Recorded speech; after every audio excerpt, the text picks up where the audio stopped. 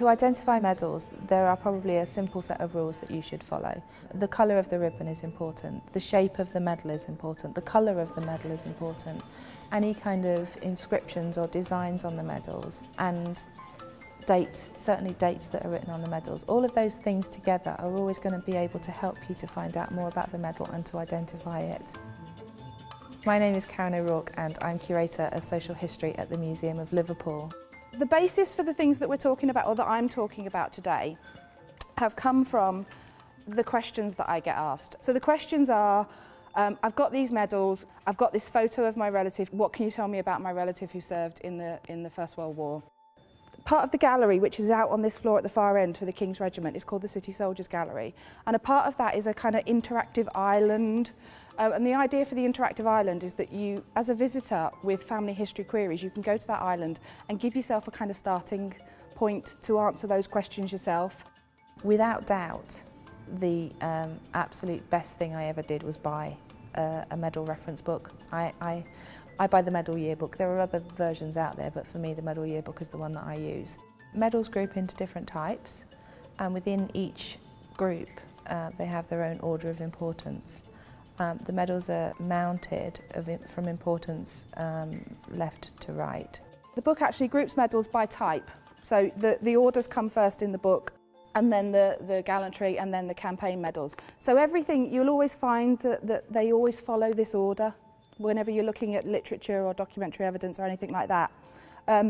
This book also has things like medal ribbons at the back. There's an index at the very back of the book, so if you know the name of a medal, you can just look it up. If you're not sure and you've got the ribbon, you can kind of look at the colour of the ribbon and you'll see it. Identifying medals by ribbons. This is possibly the easiest, simplest and quickest way of identifying a medal. I mean, I absolutely love medals because of the ribbons. I love the colours, the jewel-like feel that you get when you put them into a display. They all have a unique colour that matches their medal. The top group that you see here are a Second World War group.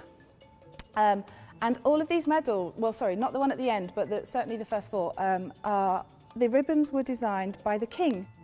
That was issued to service personnel, but it was also issued to people like Home Guard and the Fire Brigade.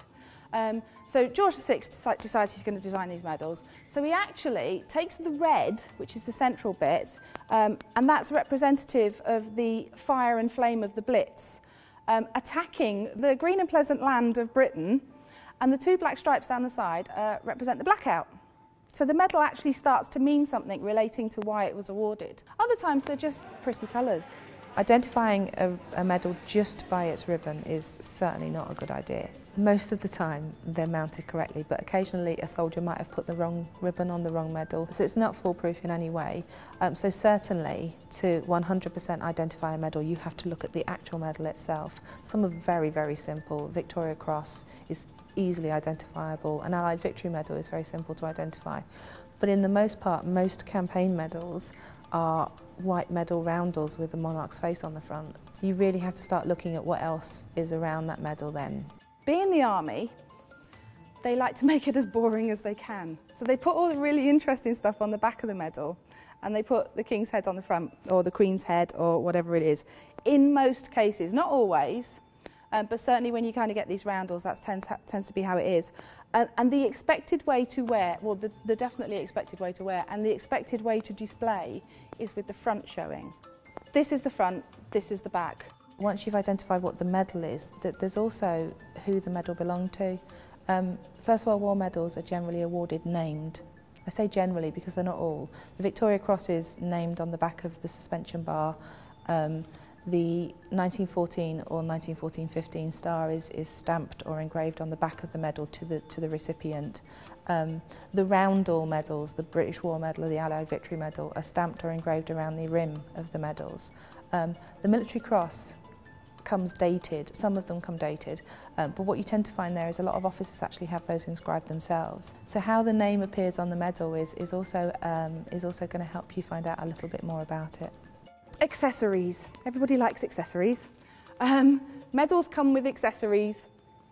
The Queen's South Africa medal would come as a medal and as the ribbon. Every man who served under the Queen Victoria in the Boer War would receive one of those. But depending on where they served, they would then start to get these clasps. And the clasps basically talk about what battles they served in or what areas they served in.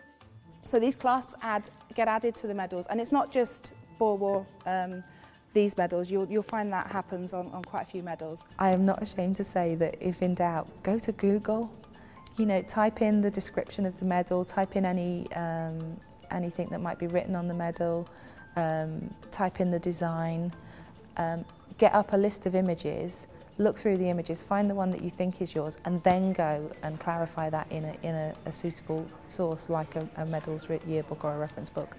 But there's nothing wrong with starting with Google. It's the most simplest way of identifying a medal from scratch.